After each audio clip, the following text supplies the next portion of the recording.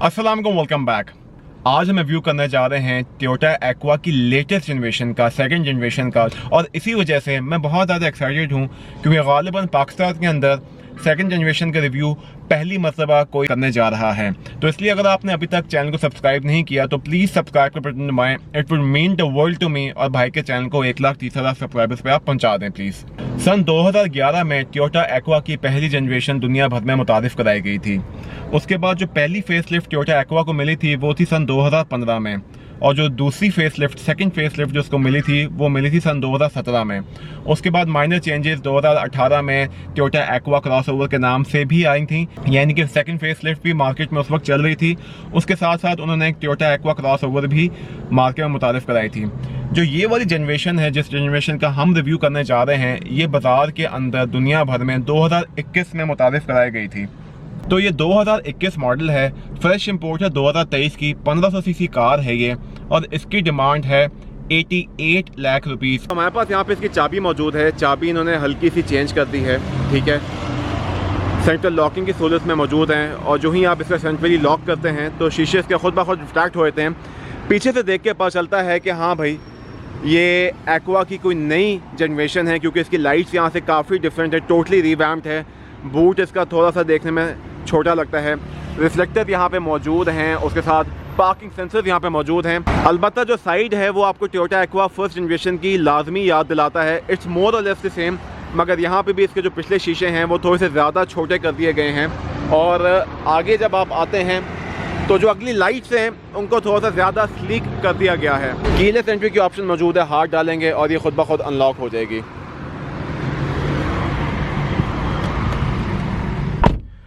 Alright, so this is exactly what I was talking about कि इन्होंने totally interior जो है वो हर लिहाज से चेंज कर दिया है। यू डू नॉट फील कि ये टोयोटा एक्वा ही है, आपको लगता है आप किसी और कार में बैठ गए हैं। आप लोगों को याद दिलाते चलें कि यहाँ पे पहले सिंपल से नॉब्स आते थे मीटर कंट्रोल करने के लिए या टेम्परेचर कंट्रोल करने के लिए, और यहाँ पे जो है वो मल्टीमीडिया पावर स्टीयरिंग के ऑप्शंस होते थे। यहाँ पे इन्होंने टोटली इस जगह को पूरा ही नया बना दिया है। आप लोगों को याद दिलाते चलें कि यहाँ पे आप देख सकते हैं कि क्रूज़ कंट्रोल वगैरह की ऑप्शंस हैं।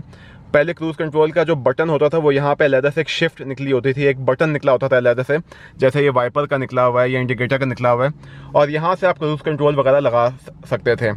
इसी तरह जो ये वाला पूरा एरिया था that was dedicated to the climate control AC, जो पैनल यहाँ पे करके आया करता था। लाइकवाइज जो गियर होता था लास्ट एक्वा में, it was over here, gear को ये यहाँ पे शिफ्ट कर गए हैं। इंटीरियर की बात करते चलें तो मोर और लेस जिस चीज़ पे जापानी भाई बहुत ज़्यादा फोकस करते हैं वो इसके अंदर भी है। अच्छा खासा इंटीरियर के ऊपर फोकस है। You have the piano black finish going over here, it's over here as well. और पीछे जो है पियानो ब्लैक का फिनिश एज सच कोई मौजूद नहीं है।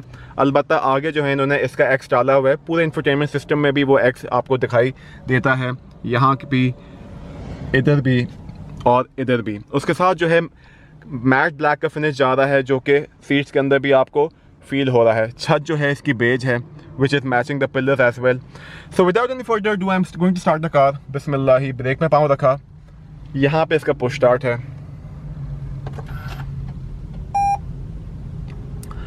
इंतहाई खामोशी के साथ ये कार स्टार्ट हो चुकी है।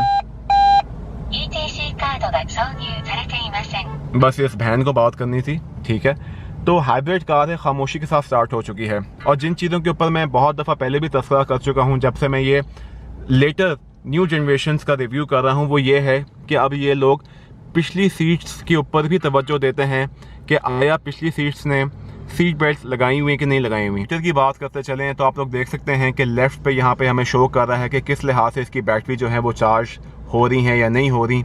ईवी मोड इसमें अवेलेबल है। फ्यूल हमें बता रहा है कि इसके अंदर लो है। अगर फ्यूल इसके अंदर होता तो ये जो यहाँ पे लिखा हुआ है यहाँ पे हमें फ्यूल शो होता। यहाँ पे डिजिटल मीटर में इसका स्पीड शो होगी। उसके अलावा जो आपकी क्रूज़ कंट्रोल की सहूलियात हैं, लेन असिस्ट के जो फीचर्स हैं वो सारे आपको यहीं पे शो होंगे। टाइम शो कर रहा है और टेम्परेचर शो कर रहा है बाहर का। Well, talking about the steering wheel, तो स्टीयरिंग व्हील के ऊपर you have plethora of options over here कि आपके पास क्रूज़ कंट्रोल की सहूलत मौजूद है, लेन असिस्ट की सहूलत मौजूद है। वॉल्यूम को कंट्रोल करना चाहते हैं वो यहाँ पे हैं, तो यानी कि वॉल्यूम यहाँ से कंट्रोल होगा, ब्लूटूथ भी यहाँ से कंट्रोल होगा। उसके साथ अगर आपने ट्रैक को आगे पीछे करना है तो वो यहाँ से कंट्रोल होगा। स्टीयरिंग व्हील की राइट के ऑप्शंस की बात करते चलें तो यहाँ पे ट्रैक्शन कंट्रोल की ऑप्शन मौजूद है, ऑटो हेडलाइट की ऑप्शन मौजूद है और 360 व्यू कैमरे की ऑप्शन यहाँ पे मौजूद है। उसके साथ यहाँ पे आपके पास एडजस्टेबल हेडलाइट्स की ऑप्शन मौजूद है, पावर विंडोज़, सेंट्रल लॉकिंग, शीशे को कोई और कंट्रोल करे या ना करे वो ड्राइवर कंट्रोल कर सकता है। और उसके साथ साथ यहाँ पे आपके पास रिट्रैक्टेबल पावर साइड मिरर की ऑप्शन मौजूद है। और उसके अंदर आप देख सकते हैं कि आपके पास ब्लाइंड स्पॉट मॉनिटरिंग भी मौजूद है। ये देखा आपने, ये ब्लाइंड स्पॉट मॉनिटरिंग भी मौजूद है। यहाँ पे आपके पास बिल्ट इन बहुत ही खूबसूरत सा इंफोटेनमेंट सिस्टम मौजूद है। अभी हम रिवर्स गियर भी आपको लगा के दिखाते हैं तो आप देख सकते हैं कि ये इसका गियर है और बहुत ही स्टाइलिश से इसका नॉब बना दिया इन्होंने। और आप देख सकते हैं कि इसमें 360 व्यू कैमरा मौजूद है। उसके साथ ये न्यूट्रल भी आप इसको चला सकते हैं, न्यूट्रल ऐसे होगा, ड्राइव ऐसे होगा और जो ये बी है ये हल्का सा ऐसे करके आएगा।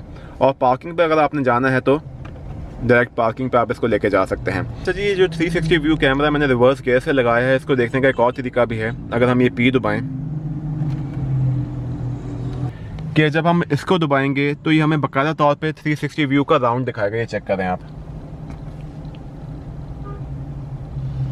ये प्रॉपर तरीके से हमें पूरा दिखा रहा है कि हर जगह आपके पास कितना वाया मौजूद है। अगर आपने रिवर्स करनी है या गाड़ी कहीं से निकालनी है तो किस लिहाज से आप निकाल सकते हैं। तो भाईजान शशके तो आपको पता है फिर जापानी गाड़ियों में होते ही हैं। उसके साथ ड्राइव मोड यहाँ पे कितने किस्म के मौजूद हैं वो आपको भी शो करते हैं। ये चेक करें जी, पावर प्लस लिखा आ गया बिल्कुल दरमियान में कि अब ये मंड के आप इसको चलाएं तो ये ज़्यादा तेज़ भागेगी।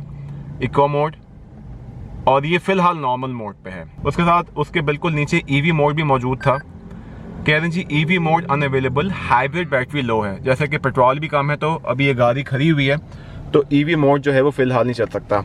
उसके बिल्कुल ऊपर यहाँ पे डिजिटल डिस्प्ले में क्लाइमेट कंट्रोल की एसी की सहूलत मौजूद है। यहाँ से आप हवा कम या तेज़ कर सकते हैं और यहाँ से आप टेम्परेचर वगैरह जो है ईजिली कंट्रोल कर सकते हैं। उसके साथ फ्रंट एंड रेयर डिफ्रॉस्ट की सहूलत अलग-अलग यहाँ पे मौजूद है। सबसे इम्पॉर्टेंट बात जिसकी वजह से हाइब्रिड गाड़ियों को पाकिस्तान में आग लगी हुई है और उनकी डिमांड जो है वो ख़त्म नहीं हो रही, इसकी फ्यूल एवरेज की बात करते चलें तो शहर में आपको हल्के पैर के साथ, अच्छे पैर के साथ ये फ्यूल एवरेज देगी तकरीबन 24 से 26 किलोमीटर पर लीटर। ये पहली जनरेशन भी इतनी फ्यूल एवरेजेस दे दिया करती थी। ये नई जनरेशन है तो मैं ज़्यादा ऊंची एवरेज कहना चाह नहीं रहा, मगर जो कंपनी क्लेम करती है वो ये है कि अप्रॉक्सीमेटली 25 किलोमीटर पर लीटर की एवरेज देंगी और लॉन्ग रूट के ऊपर 100 की स्पीड के ऊपर ही आपको एवरेज देगी तकरीबन 20 से 21 किलोमीटर पर लीटर। एयर बैग्स की बात करते चलें तो इसमें 6 एयर बैग्स मौजूद हैं। 1 in front of the driver, 1 in front of the passenger, 2 हैं जनाब सीट्स के अंदर, एक पैसेंजर सीट पे और एक ड्राइवर सीट पे, और 2 हैं पिलर्स के अंदर, एक इस पिलर में मौजूद है और एक इस पिलर में मौजूद है। स्टोरेज स्पेसेस की बात करते चलें तो यहाँ पे एक बॉटल रखने की सहूलत मौजूद है। उसके साथ यहाँ पे छोटा सा एरिया है, इस यहाँ से जहाँ से दरवाज़ा बंद करते हैं यहाँ पे आप छोटा मोटा कॉइन वगैरह रख सकते हैं। उसके साथ जो ये वाला एरिया है इसके नीचे एक छोटा सा सरप्राइज़ है, और वो सरप्राइज़ ये है कि CD प्लेयर की जो सहूलत है वो इंफोटेनमेंट सिस्टम में मौजूद नहीं है, वो यहाँ पर मौजूद है। अलबत्ता वो छोटा सा एरिया है, यहाँ पे भी आप एक छोटा सा टेडी बेयर रख सकते हैं। A small bin on the down side as well. वो कहता है जज्बाती होकर नहीं खोलना, मैं प्यार से खोलूँगा। ये चेक करें, ये ना बेटा ना, आराम से खुलेगा वो। उसके साथ यहाँ पे आप अपना सेलफोन रख सकते हैं और चाहें तो इस जगह को यहाँ से पीछे करके यहाँ पे एक USB पोर्ट की ऑप्शन मौजूद है और इधर भी अपना दस्ती सामान रख सकते हैं। A place to keep 2 glasses over here. उसके साथ ये काफ़ी भरा बिन मौजूद है, यहाँ पे मैंने अपना सेलफोन रखा हुआ है फ़िलहाल, और उसके साथ आपके पास यहाँ पे 12 वोल्ट पावर आउटलेट भी यहाँ पे आपके पास मौजूद है। उसके साथ यहाँ पे एक छोटा सा एरिया मौजूद है और यहाँ पे बॉटल वगैरह रखने की सहूलत आपके पास मौजूद है। Talking about the comfort of the car, so this is how my POV looks like. और इस स्टीयरिंग व्हील को आप ऊपर नीचे भी कर सकते हैं और आगे पीछे भी कर सकते हैं। ये नीचे किया, ये ऊपर किया, और ये ऐसे है। So this is a telescopic steering wheel. The head room is quite decent, nothing wrong in है। और आर्म रेस्ट जो है वो काफ़ी अच्छी लेंथ पे है आर्म के ऊपर, तो लंबे सफ़र में ये काफ़ी जो है मददगार एक चीज़ हो सकती है। उसके साथ साथ यहाँ पे भी लेदर की कोशिश है, अगर यहाँ पे भी हाथ रखना हो तो यहाँ भी काफ़ी आरामदेह है। So the head room, leg room for the front seats is on spot. पीछे चल के देखते हैं पीछे क्या सीन है।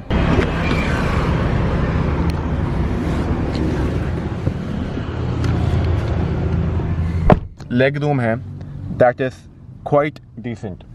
Since this is a 5-seater car, 1, 2, 3, तो हम बीच में भी बैठ के देखते हैं कि बीच में बैठ के कैसा फील होता है. ऑल राइट, तो बीच में बैठ के ये सीट थोड़ी सी पीछे है, ये सीट थोड़ी सी आगे है, तो लेग रूम तो मैं कह सकता हूँ मैनेज हो जाएगा अगर ये सीट थोड़ी सी आगे हो जाए. मगर बीच में एक छोटा सा हल्का सा एक बम्प मौजूद है, तो मैं यहाँ पे ऐसे रख करके भी टांग रख सकता हूँ, और अगर ऐसे बैठना चाहूँ तो ऐसे ही बैठ सकता हूँ. यहाँ पे भी रीज़नेबल जगह मौजूद है, यहाँ भी रीज़नेबल जगह मौजूद है.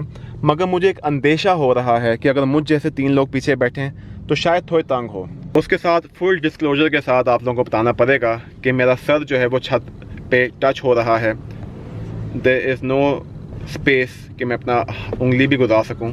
बिल्कुल टच हो रहा है, और मतलब है कि ठीक है. और चीज़ जिस पर मैं तस्करा करना चाहता हूँ वो ये है कि जो बीच वाली सीट है वो इन 2 सीट्स के अलावा हल्की सी बाहर निकली हुई है. वो मैं आपको चेक कराता हूँ, ये चेक करें प्लीज़.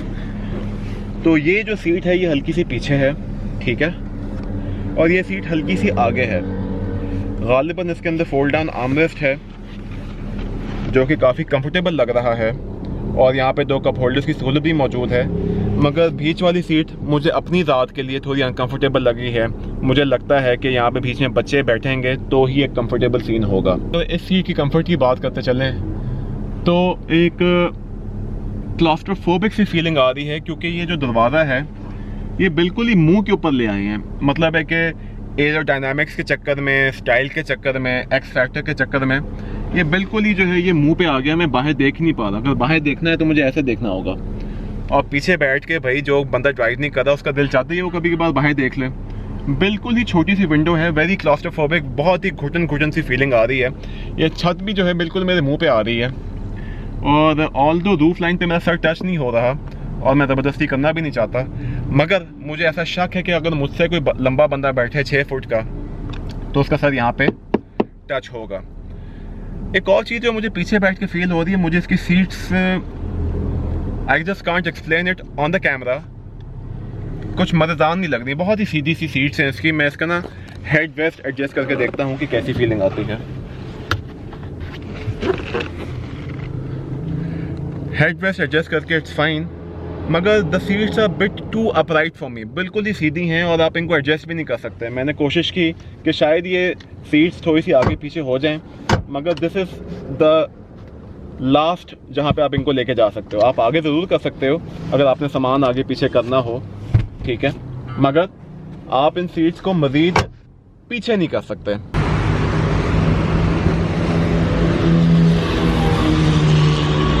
ऑलराइट, तो बूट स्पेस देखने में लग रहा है कि जैसे कि इन्होंने थोड़ा सा ज़्यादा किया है, और उसी चक्कर में जो पिछली सीट्स हैं वो कुछ ज़्यादा ही अपराइट हो गई हैं.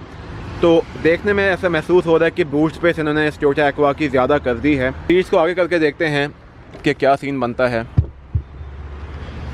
ऑलराइट, आप सीट्स लेटाते हैं तो सिंगल फ्लोरिंग ऑल्दो नहीं जा रही, मगर इस गत्ते को आप ऊपर रख सकते हैं, फिर सिंगल फ्लोरिंग हो भी सकती है. तो आप देख सकते हैं कि एक बेहतरीन यहाँ पे एक भरा सा एक बूट स्पेस बन गया है. उसके साथ इन्होंने यहाँ पे स्टेपनी की सहूलत भी दी हुई है. आप देख सकते हैं इस चीज़ के नीचे स्टेपनी जो है वो आपके पास ब्रांड न्यू पड़ी हुई है, और उसके साथ साथ जैक रॉड पाने की सहूलत भी इन्होंने यहाँ पे दी हुई है. काफ़ी एक्स किस्म का इन्होंने जो है वो स्टेपनी वाला एरिया बनाया हुआ है. तो मुझे उम्मीद है आपको आज का रिव्यू पसंद आया होगा. अगर आया है तो प्लीज़ सब्सक्राइब का बटन दबाएं. आपसे मुलाकात होगी इंशाल्लाह एक बेहतर रिव्यू के साथ. अपना ख्याल रखें. अल्लाह हाफ़िज़.